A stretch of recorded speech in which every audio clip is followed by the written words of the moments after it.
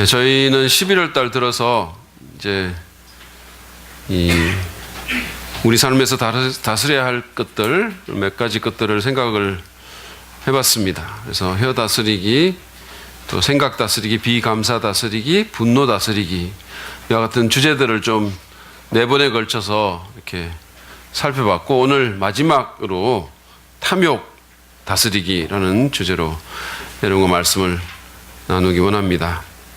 이 탐욕이라는 단어는 우리가 삶 속에서 이렇게 잘 안 쓰는 그런 단어입니다. 혹시 여러분 지난 1년 동안 누군가에게 이렇게 너 참 탐욕스럽구나 이렇게 말해본 적 있으세요? 혹시 그런 분 계십니까? 아니면 지난 1년 동안 누군가로부터 왜 이렇게 탐욕스러워? 이런 말을 들어보신 적 있으세요? 한번 손 들어보세요. 예. 뭐 있다고 해도 어떻게 손을 들겠습니까? 예, 저도 이렇게 생각해 보면 그런 말은 들어본 적이 없는 것 같아요. 1년 동안. 예, 왜 이렇게 바보 같아? 이런 말은 들어본 적이 있어요. 예, 누구에게 들었는지 말은 안 하겠습니다만 그런 말은 들은 적이 있어요. 근데 탐욕스럽구나 이런 말은 제가 아마 지금까지 살면서 한 번도 들어본 적이 없는 것 같아요. 여러분도 거의 그럴 겁니다. 근데 그렇다고 해서 우리가 탐욕스럽지 않을까요? 우리는 탐욕이라는 단어와 상관이 없을까요? 탐욕은 사전적인 의미로 지나치게 탐하는 욕심입니다. 이게 사전에 나와 있는 의미예요. 지나치게 탐하는 욕심. 여러분에게는 뭔가를 지나치게 탐하는 욕심이 없으신가요? 그게 뭐든지 간에 꼭 물질만이 아니더라도. 사도 바울은 성경에서 이 탐욕이라는 단어를 쓸 때 내가 가지고 있는 것보다 더 소유하려는 욕구, 또는 내가 마땅히 가져야 하는 것보다 더 가지려는 욕구, 특별히 남에게 속한 것을 가지려고 하는 욕구를 묘사할 때 이 탐욕이라는 단어를 썼습니다. 여러분에게는 그런 욕심이 없으신가요? 예를 들어서 다른 사람이 아주 멋진 옷을 입고 왔어요. 근데 그 사람 보면서 야, 옷 진짜 멋있다. 근데 사람이 못 받쳐주네. 내가 입어야 되는데 저 옷은, 이렇게 생각한 적 없으세요? 저건 내 거가 돼야 되는데. 없다고 그런 표정으로 보지 마세요. 또는 있잖아요. 여럿이 이렇게 식당에 갔는데 나는 짬뽕밥을 시켰는데 누군가가 다른 걸 시키는 거예요. 긴가민가 했는데 그게 딱 나오는 순간, 이를테면 사천탕밥이 나왔다. 그러면 내가 시킨 것에 대한 이 식욕은 딱 사라지고 그거를 먹고 싶은 거예요. 그 사천탕밥을. 그래서 자꾸 거기에 젓가락이 또는 숟가락이 가는 그런 거는 경험한 적 없으세요? 제가 어떤 특정인을 지금 염두에 두고 말하는 건 아니에요. 또는 내가 쓰고 있는 스마트폰이나 또는 전자기기가 아무 문제 없이 지금 잘 쓰고 있는 거예요. 근데 신형 기기가 나오면서 누군가가 그걸 갖고 와서 막 이렇게 들고 다니는 걸 보는 순간 내 기기에 대한 또는 내 스마트폰에 대한 불만이 생깁니다. 그리고는 자꾸만 그 새 기기에 대한 마음이 불타오르는 거예요. 그걸 가져야만 하겠다는 생각이 들면서 자꾸 막 내 스마트폰 일부러 떨어뜨리고 막. 혹시 그런 적은 없으십니까? 또는 옷장을 열어가지고 이렇게 보면 그 대부분의 경우에 옷이 엄청 많죠. 근데 그 옷 보면서 입을 게 없네. 입을 게 없어. 이렇게 말하면서 홈쇼핑 채널 막 돌린 그런 경험 없으세요? 또는 내가 지금 살고 있는 집이 우리 식구가 살기에는 오히려 가분할 정도로 괜찮은데 더 크고 더 새로운 집에 살기 원해서 그 일념으로 정신없이 돈을 벌거나 돈을 빌리거나 그러진 않으십니까? 여러분, 탐욕은 우리 모두의 문제예요. 어떤 사람은 돈에, 어떤 사람은 음식에, 어떤 사람은 명품 옷이나 또는 기기나 장식품에, 어떤 사람은 명예나 사람들의 인정에, 어떤 사람은 쾌락이나 섹스에, 어떤 사람은 권력에 지나친 욕심을 냅니다. 그리고 그 욕심 때문에 잘못된 선택을 하고, 그것 때문에 인생을 낭비하고, 그것 때문에 괴로워하는 거예요. 오히려 그러지 않습니까? 그러면서 우리는 그 욕심을 채우기 위해서 우리의 시간과 정력과 에너지를 거기에 낭비하는 거예요. 어떤 경우는 투자라고 말하겠죠. 나의 행복을 위해서 뭔가 욕심을 냈는데 오히려 그것이 나를 불행하게 만드는, 내가 탐욕의 종이 되어가고 그런 일들이 일어나는 겁니다. 여러분, 우리는 탐욕을 다스려야 합니다. 어떻게 하면 그렇게 할 수 있을까요? 오늘 저는 몇몇 성경 구절을 보면서 이 탐욕을 다스리는 비결에 대해서 하나님의 그 교훈을 좀 나눠보려고 합니다. 우리가 탐욕을 다스리려면 먼저는 탐욕은 결코 만족할 줄 모른다는 사실을 인식해야 합니다. 탐욕은 절대로 만족하지 않아요. 여러분, 성경에 보면 자기가 원하는 모든 걸 가졌다고 말하는 한 사람이 나옵니다. 대단한 사람이에요. 왜냐하면 대부분의 사람들은 자기가 원하는 것을 다 못 가집니다. 그렇죠? 저는 우리 윤석호 목사님이 아이패드를 처음 들고 설교단에 올라왔을 때부터 그게 갖고 싶었어요. 사실은 그 빨간 거 있잖아요, 그거. 지금도 막 이렇게 저도 이거 종이 넘기지 말고 그거 이렇게 이러면서 설교하고 싶은 생각이 지금도 있어요. 그래서 정말 한번 빌려달라고 말하고 싶은 생각이 들었지만 자존심상 그렇게는 못했지만 어쨌든 그럴 정도로 그렇게 원했어요. 그렇지만 저는 지금까지도 그거를 못 갖고 있는 거예요. 그 빨간 거를 못 갖고 있습니다. 그런데 이 사람은 원하는 모든 것을 다 가졌어요. 그는 권력을 원해서 최고 권력자가 됐습니다. 왕이 됐어요. 부를 원해서 누구보다도 많은 재산을, 이거는 보통 부자하고는 게임이 안 되는 엄청난 부를 가졌어요. 그리고 사랑을 원해서 부인이 700명에 첩이 300명, 그렇게 많은 여자들을 가졌어요. 그리고 지식을 원했기 때문에 수많은 잠언과 자연에 대한 연구 결과를 남겼습니다. 그리고 자신을 위한 화려한 궁전을 지었고 엄청난 건축 사업을 이루었고 보통 사람이 꿈도 못 꿀 업적들을 달성했어요. 그 사람은 바로 세상에서 가장 지혜로운 사람이라는 타이틀을 갖고 있는, 일반 사람들도 알고 있는 솔로몬이라는 이스라엘의 왕입니다. 근데 여러분, 그의 고백을 한번 들어보세요. 전도서 2장 10절부터 11절 말씀입니다. 원하는 것을 나는 다 얻었다. 누리고 싶은 낙은 무엇이든지 삼가지 않았다. 나는 하는 일마다 다 자랑스러웠다. 이것은 내가 수고하여 얻은 나의 몫인 셈이었다. 그러나 내 손으로 성취한 모든 일과 이루려고 애쓴 나의 수고를 돌이켜보니 참으로 세상 모든 것이 헛되고 바람을 잡으려는 것 같고 아무런 보람도 없는 것이었다. 자기를 만족시키기 위해서 자기가 원하는 모든 걸 다 가졌다는 거예요. 그걸 위해서 정말 노력 많이 했다는 겁니다. 그래서 그것으로 인해서 자랑스러워하기도 했다는 거예요. 그렇지만 뒤돌아서 인생의 뒤안길에서 이렇게 생각해 보니까 모든 것은 결국은 바람을 잡으려는 것 같고 헛된 것이고 아무런 보람도 없는 거라고 그렇게 고백합니다. 우리는 지금 내게 없는 어떤 것을 내가 가지게 되면 행복해질 거라고, 만족해질 거라고 생각하는 경향이 있습니다. 꼭 돈이나 물건만을 생각하지 마시기 바랍니다. 저 지위에만 오르면 만족할 텐데, 지금보다 좀 더 많은 사람들이 인정해주면 만족하고 행복할 텐데, 사업 규모가 지금보다 2배만 되면 정말 만족할 텐데, 보통 그러고 살지 않습니까? 우리 같은 목회자들은요, 교인이 지금보다 2배만 많으면 정말 만족할 텐데, 정말 사역 좀 해볼 만할 텐데, 이런 개척교회 목사님들은 100명만 되면 진짜 막 만족할 텐데 이래요. 저 같은 경우에는 예배당 건물 천장이 1m만 높으면 정말 만족할 텐데, 설교도 더 잘할 텐데, 이런. 여러분 그런 적 없으십니까? 또는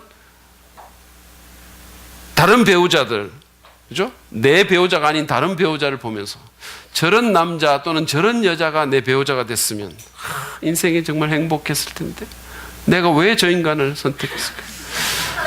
그런 적은 없으십니까?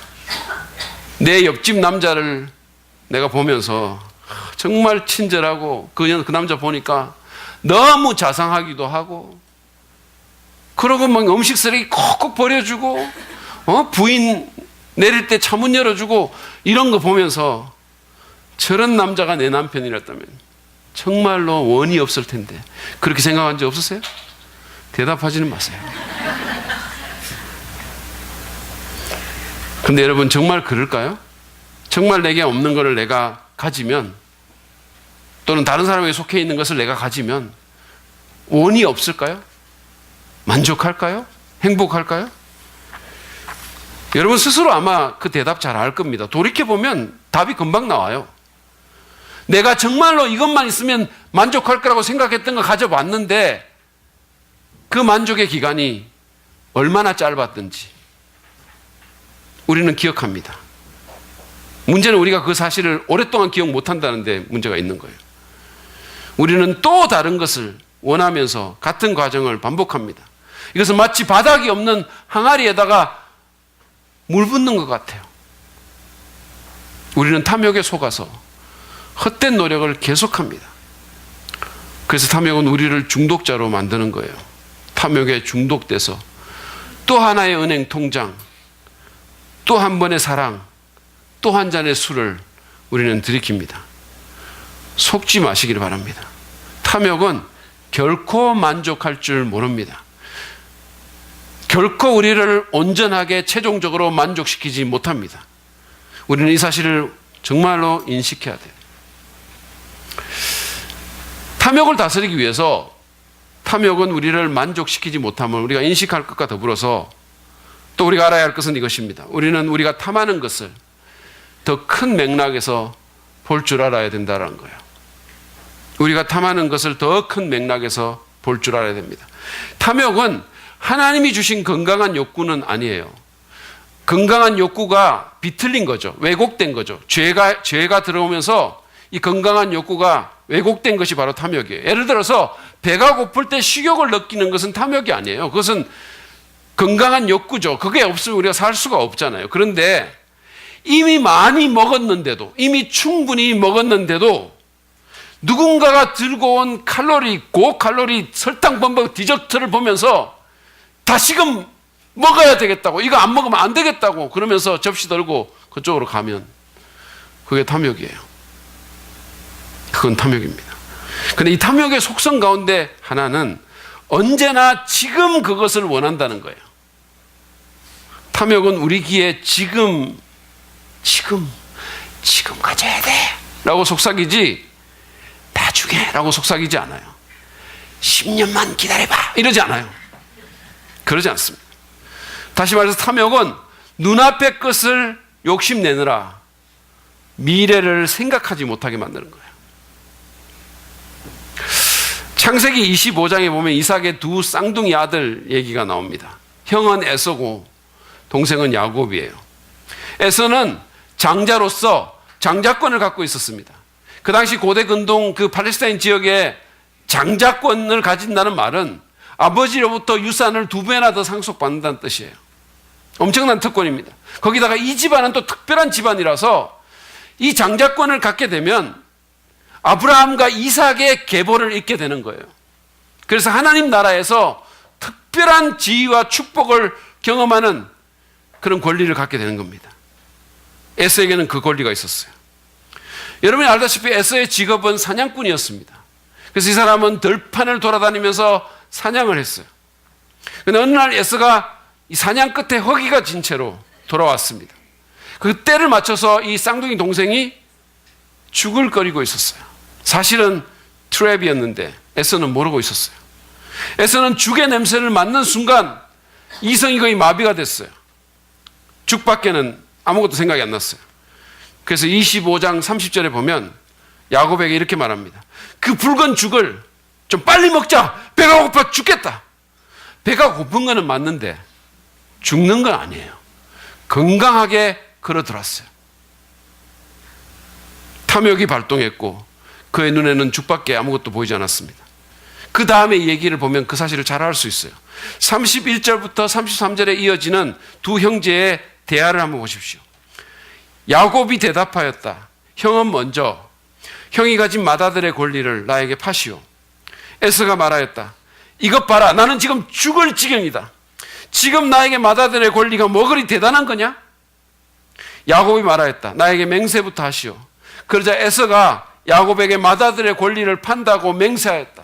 탐욕에 눈이 뒤집힌 거예요. 34절은 창세기 기자가 이 얘기를 마무리하면서 에서에 대한 평가를 합니다. 야곱이 빵과 팥죽 얼마를 에서에게 주니 에서가 먹고 마시고 일어나서 나갔다. 에서는 이와 같이 맏아들의 권리를 가볍게 여겼다. 이 이야기는 탐욕이 우리에게 얼마나 손해를 끼치는가를 너무 잘 보여줍니다. 여러분, 에서가 자신의 탐욕 때문에, 팥죽 한 그릇에 대한 자신의 욕심 때문에 잃어버린 것이 뭔지 한번 생각해 보시기 바랍니다. 아버지의 유산은 사실은 이거는 아무것도 아니에요. 아버지의 유산 잃어버렸지만, 배로 받는 그 유산 잃어버렸지만 그건 사실은 아무것도 아니에요. 그는 이스라엘이라는 민족의 조상이 돼서 성경에 그 이름을 가장 많이 올리는 인물이 될 수 있었어요. 야곱 대신에. 하나님은 자신을 아브라함과 이삭과 에서의 하나님으로 계속해서 소개하셨을 것입니다. 뿐만이 아니에요. 그는 메시아의 조상으로서 메시아의 족보에 영광스럽게 이름을 올렸을 것입니다. 오늘날 전 세계의 3분의 1이 어떤 식으로든 예수를 믿고 있는데 전 세계 3분의 1의 사람들이 이 이름을, 에스라는 이름을 자랑스럽게 여기고 자기 자식에게 그 이름을 지어줬을 거예요. 많은 사람들이. 그리고 그 이름이 천국에서까지 영원토록 기억될 이름이 됐을 것입니다. 근데 이 모든 것을 팥죽 한 그릇에 날렸어요. 무슨 멍청한 짓입니까? 근데 이게 탐욕이 우리에게 하는 짓이에요. 심리학자들은 탐욕이 우리를 사로잡으면 우리의 머릿속에서 두 가지 현상이 일어난다고 합니다. 이게 일종의 케미컬 반응이 돼가지고 두 가지 현상이 일어나는데, 하나는 그들이 충격의 편중이라고 일컫는 것인데, 이것은 우리의 욕구를 실제보다 더 부풀리는 거예요. 실제보다 더 크게 부풀리는 겁니다. 그래서 내가 원하는 것의 매력이 실제로는 이만큼인데, 요거밖에 안 되는데, 또는 그 가치가 이만큼인데, 이 충격의 편중이 일어나면서 이게 엄청나게 커지는 거예요. 그래서 그 매력이 너무 크게 느껴지는 겁니다. 그 가치가. 이거는 홈쇼핑 하면 보시는 분들이 종종 경험하는 현상이에요. 욕구가 불붙을 때는 이게 너무 좋아 이만큼 좋아 보이는 거예요. 그래가지고 그냥 막, 지금 막 죽겠어. 이거 사야 돼. 그래가지고 지금 거기다가 지금 시간 얼마 없다 그러잖아요. 그러니까 막 빨리 전화 들고 돌리는 거예요. 근데 막상 사보니 이 충격의 편중 현상에서 벗어나 보니 이 원래 가치를 보는 거죠. 이게 별게 아닌 거예요. 뭐야 이거, 이렇게 되는 거예요. 바람 피우는 분들도 이런 현상을 경험합니다. 그래서 이 외도를 하는 분들이 이 충격의 편중 현상을 겪게 되면 상대방의 매력이 요만큼인데 가치가 이거밖에 안 되는데 이 순간엔 돌아버리는 거예요. 이게 이만큼 되는 거예요.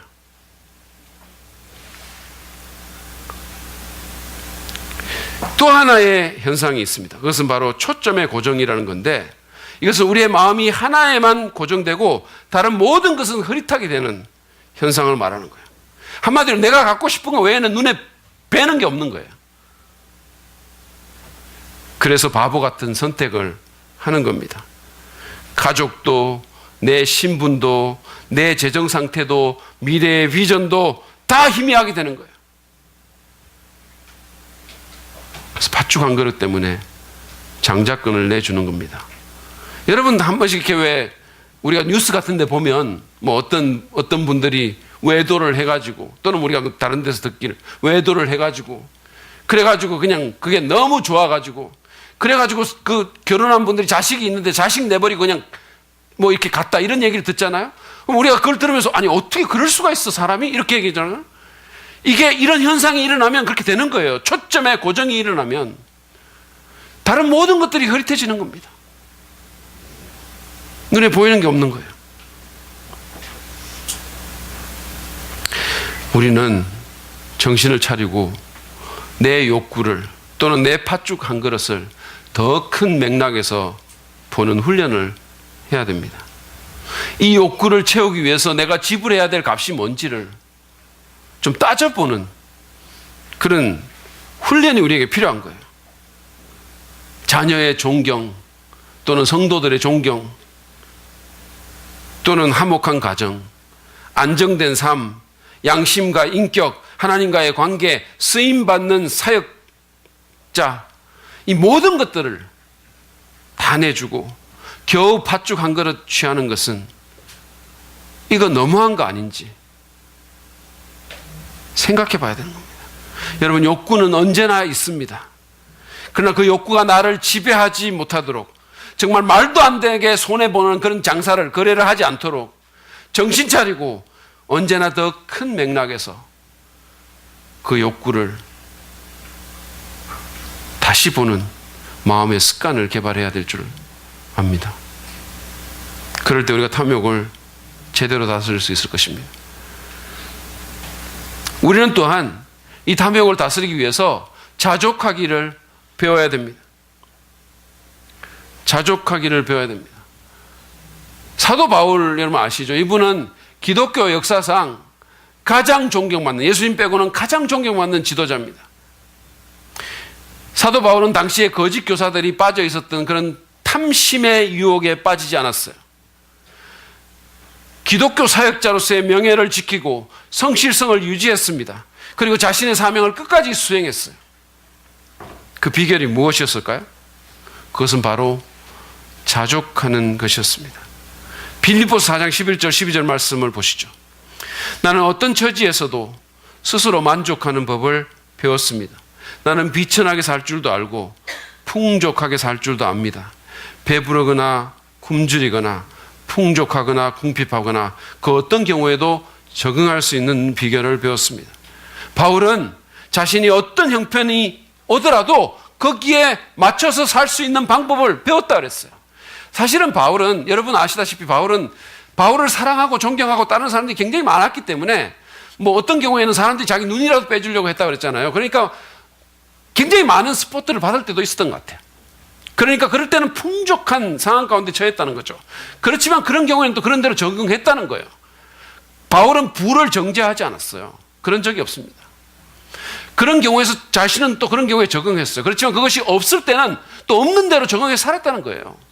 그게 그렇게 자신의 인생의 가장 본질적인 문제는 아니었다는 거죠. 그랬기 때문에 그는 탐욕의 종이 되지 않았고 어떤 형편에 처하든지 기뻐할 수 있었어요. 심지어는 감옥에서조차도. 이것이 그의 사역의 철학이었고 자신의 이 철학을 자신의 영적인 아들인 디모데에게 전수하기를 원했습니다.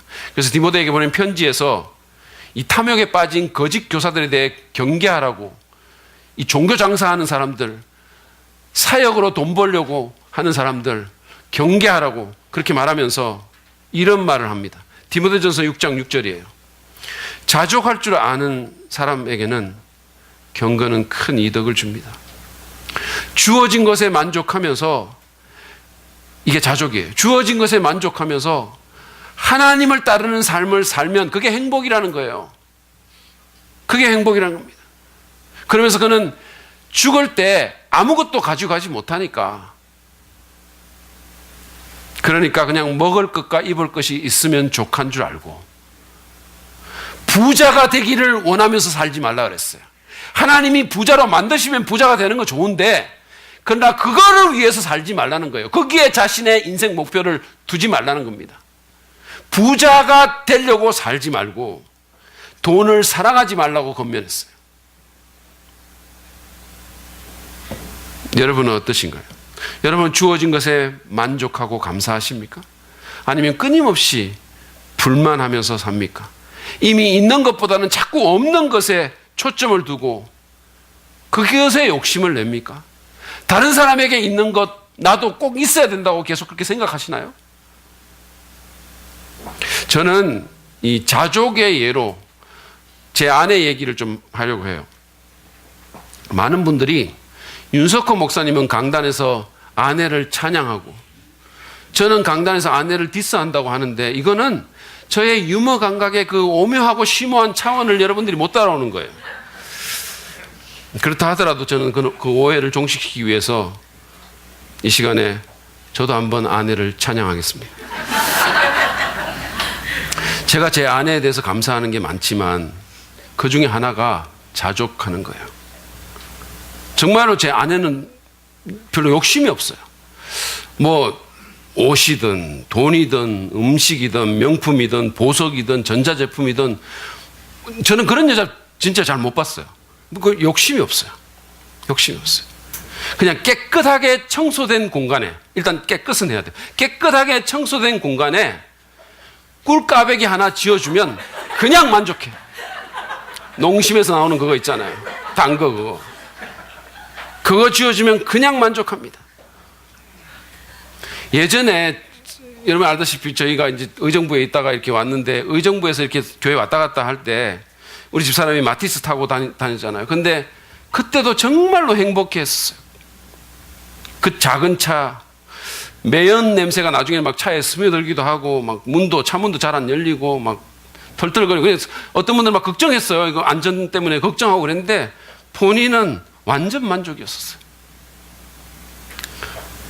몇 년 전에 이 겨울에 얼음에 미끄러져가지고 손목뼈를 부러뜨린 적이 있습니다. 근데 이제 그때 장갑 끼고 있다 이렇게 갈주장갑 끼고 있다가 미끄러졌거든요. 그러니까 이 미끄러지고는 이 뼈가 부러지면서 손이 붓잖아요. 이걸 치료를 하기 위해서는 장갑을 벗어야 되는데 손이 부어가지고 벗을 수가 없는 거예요. 그래가지고 가위로 이게 두 군데 잘랐어요, 여기. 이래가지고 막 억지로 당겨가지고 냈거든요. 근데 그 장갑 지금까지도 즐겁게 끼고 다닙니다. 그거 버려야 되거든요, 사실은. 그렇게 만족하니까 뭐 있든지 없든지 그냥 행복한 거예요. 여러분 알다시피 우리 신학교는 월급 줄 때도 있고 안 줄 때도 있어요. 우리 집사람은 정말 자족의 모델이라고 저는 생각합니다. 뭐든지 주어진 것에 만족해요. 주어진 남편한테 만족하는지는 잘 모르겠어요. 바울은 위에 빌립보서 이 말씀에서 자기가 자족하는 법을 배웠다라고 말한 후에 그 비결을 13절에서 밝혔는데 그것은 바로 예수 그리스도입니다. 13절 말씀 보시죠. 나에게 능력을 주시는 분 안에서 나는 모든 것을 할 수 있습니다. 자신에게 능력을 주시는 예수 그리스도 때문에 어떤 상황이든지 만족할 수 있다는 것입니다. 다시 말해서 예수 그리스도에게 시선을 고정시키면 자족이 가능하다는 거예요. 왜냐하면 없어도 주님이 능력 주시니까, 있어도 주님이 그 가운데서 자기를 사용하시니까 상관없다는 거예요. 탐욕을 다스리고 자족하기를 원하십니까? 우리를 능하게 하시는 주님을 바라보라고 바울이 권면합니다. 근데 제가 여기 하나 더 덧붙이고 싶은 것은 비교하지 말고 탐욕을 부추기는 이 사회의 선동에 넘어가지 말자는 말씀입니다. 비교의식은 자족을 불가능하게 만듭니다. 그리고 우리의 탐욕에 불을 지릅니다. 우리가 자꾸 비교하는 거예요. 우리가 이게 체면 문화가 있어가지고 자꾸 비교합니다. 뿐만 아니라 이 사회는 광고나 미디어나 마케팅 전략을 통해서 자꾸만 우리가 갖고 있는 것보다는 없는 것에 주목하게 만들어요. 그래야 물건이 팔리니까. 그게 마케팅 전략이에요. 자꾸 없는 데 주목하게 만드는 거예요. 여러분 우리나라가 사실은 이 OECD 지금 이 경제 대국이잖아요. 그런데도 행복지수는 왜 맨날 하위에 머무는지 아십니까? 이 비교의식, 이 체면 문화로 인한 비교의식과 자족하지 못하게 하는 이 사회의 압력에 또는 선동에 자꾸 넘어가기 때문이에요. 척수인돌 목사님은 온 가족이 텔레비전을 시청하다가 거기서 광고가 나오잖아요. 그럼 이게 없이는 못 산다고 이런 광고가 나오면 온 가족이 TV 화면을 향해서 일제히 농담하지 마라 라고 소리친다고 해요. 여러분도 한번 해보시기 바랍니다. 비교하지 말고 나를 능하게 하는 주님 바라보면서 주어진 것에 만족하는 법을 배웁시다. 그럴 때 우리가 탐욕을 다스릴 수 있을 거예요. 마지막으로 탐욕을 다스리기 위해서 우리는 하나님을 갈망해야 합니다. 하나님을 갈망해야 돼요. 여러분 앞에서 제가 말씀드렸듯이 탐욕은 만족을 모릅니다. 하나가 채워지면 또 다른 하나가 나를 봐주세요 이렇게 말하는 거예요. 예수님 당시에도 그건 마찬가지였습니다. 사람들은 자신들의 욕심을 계속해서 채우기 위해서 여러 가지 시도를 했어요. 종교적인 탐닉도 그 가운데 하나였습니다. 이스라엘에서 가장 즐거운 축제가 초막절이라는 축제예요.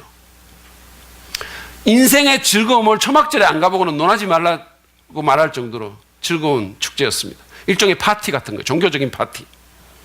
근데 거기 온 사람들이 그렇게 즐기고서도 만족하지 못했어요. 여전히 목이 마르고 여전히 배가 고팠어요. 예수님은 그런 사람들을 당신에게 초청합니다. 요한복음 7장 37절 38절 말씀 보시죠. 명절의 가장 중요한 날인 마지막 날에 예수께서 일어서서 큰 소리로 말씀하셨다. 목마른 사람은 다 나에게로 와서.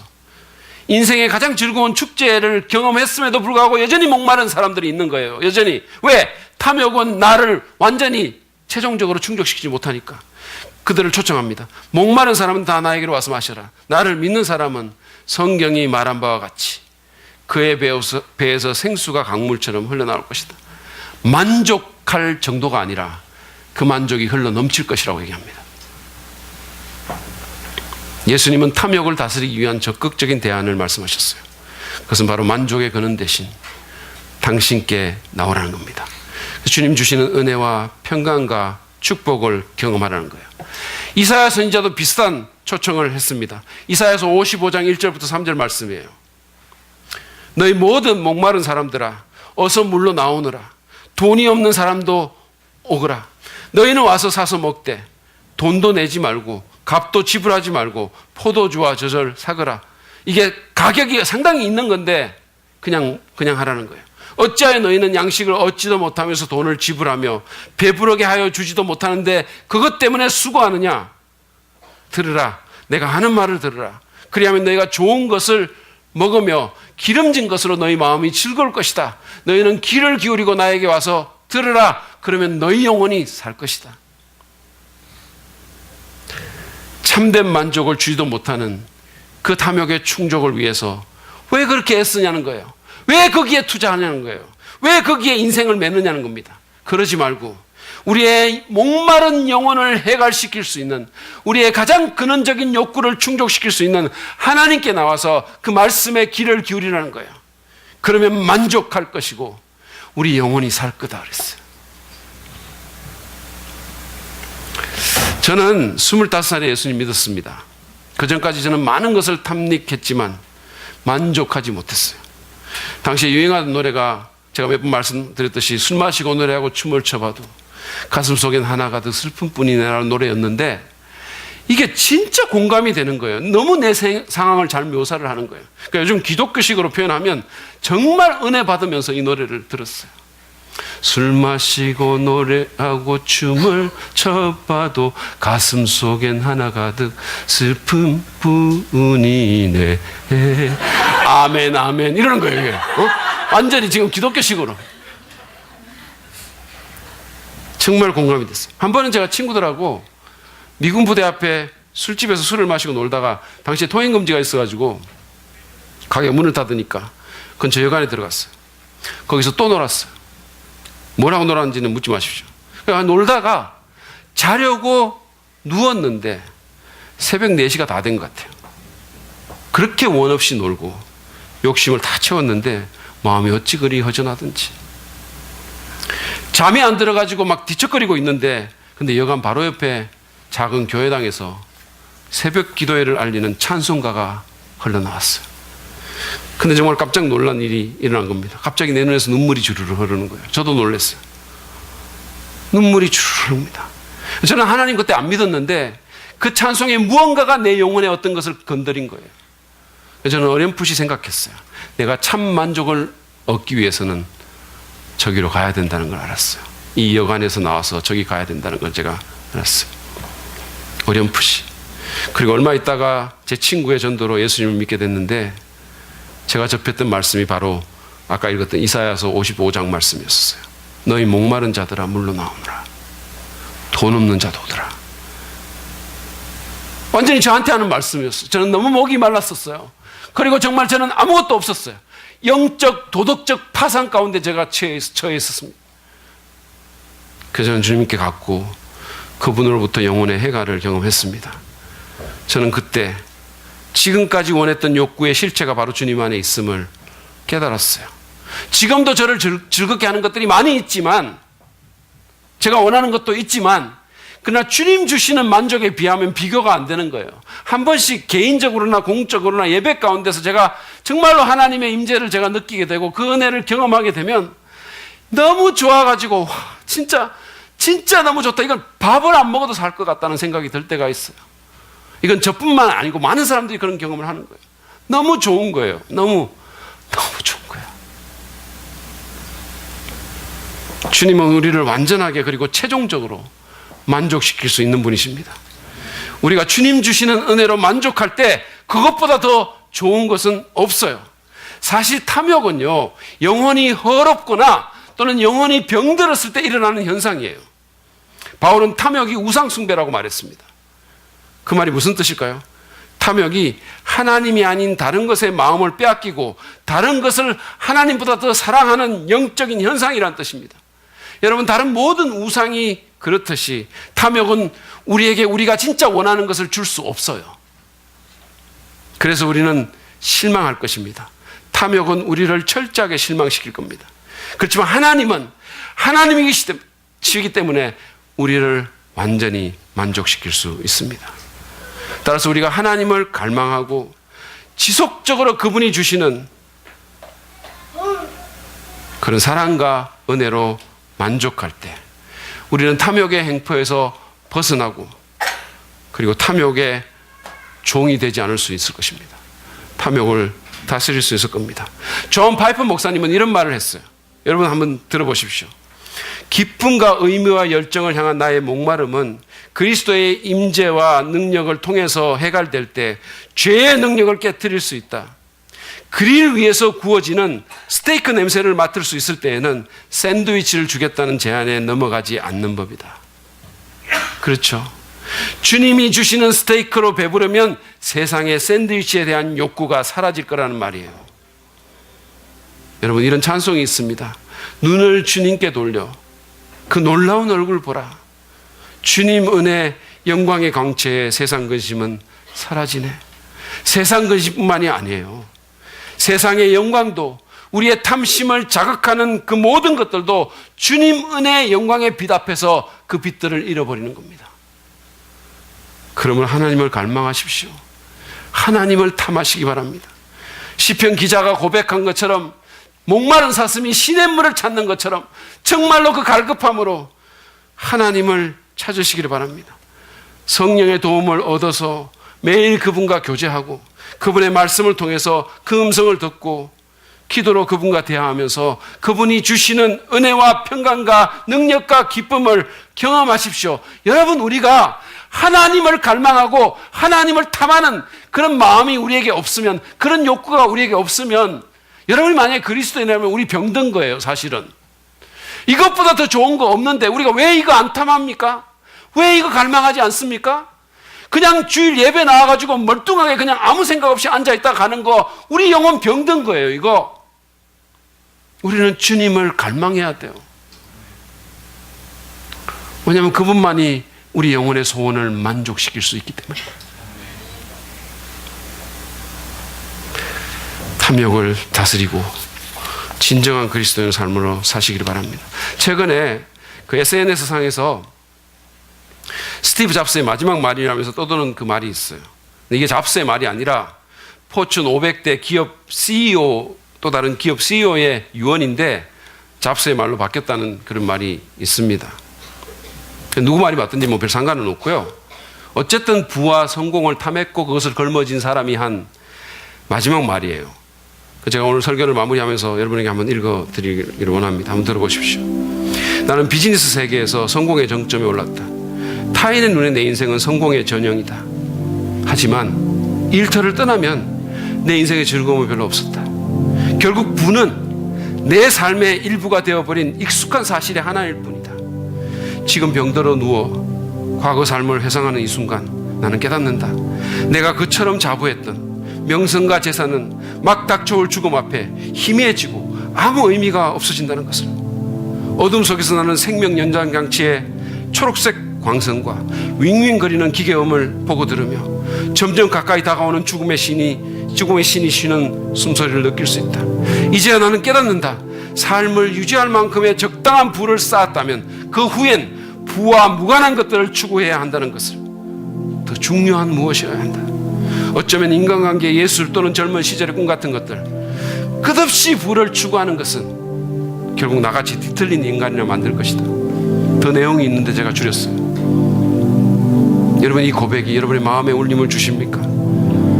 이런 고백을 남기고 세상을 떠나는 인생이 안 되기를 간절히 바랍니다. 저는 이 말에서 삶을 유지할 만큼의 적당한 부를 쌓았다면 그 후에는 부와 무관한 것을 추구해야 된다는 말이 제 마음에 남았어요. 부보다 더 중요한 무언가, 그것을 추구하며 사시길 바랍니다. 여러분, 세속적인 탐욕은 뒤틀린 인간을 만들고 결국 후회할 삶을 살게 할 것입니다. 우리는 부나 성공이나 쾌락이나 사람들의 인정이나 권력이나 말초적인 만족 같은 것보다는 더 중요한 것을 추구해야 됩니다. 왜냐하면 세속적인 탐욕은 결코 우리를 완전하게 최종적으로 만족시킬 수 없기 때문이에요. 그래서 우리는 우리가 탐하는 것들을 더 큰 맥락에서 바라보며 주님으로 인해 자족하기를 배워야 합니다. 무엇보다도 우리는 평생에 걸쳐서 생수의 근원 대신 우리 주님을 갈망해야 됩니다. 탐하고 또 탐해야 됩니다. 불타는 열정으로, 뜨거운 갈망으로 주님을 탐해야 됩니다. 그렇게 하시길 바랍니다. 그럴 때 우리 영혼의 소원이 만족하게 될 것입니다. 그럴 때 여러분의 탐욕이 다스려지고 훨씬 더 멋진 갈망에 의해서 움직이는 인생을 살 수 있게 될 것입니다. 그럴 때 여러분이 진짜 행복하게 될 것입니다. 이 시간 우리가 하나님의 말씀을 생각하면서